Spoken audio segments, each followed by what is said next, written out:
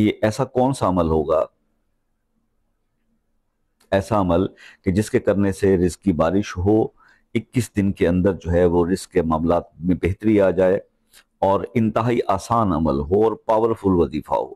تو وہ عمل اس طرح سے ہے کہ جناب کرنے میں انتہائی آسان، فجر کی نماز کے بعد یا کسی بھی نماز کے بعد پورے دن میں صرف 100 بار یہ چیزیں، یہ کلمات پڑھنے آپ نے، یعنی آپ نے کیا پڑھنا ہے؟ 100 بار آپ نے یا رزاقو، 100 بار آپ نے یا حیو یا قیوم، اور 100 بار آپ نے پڑھنا ہے یا سمدو۔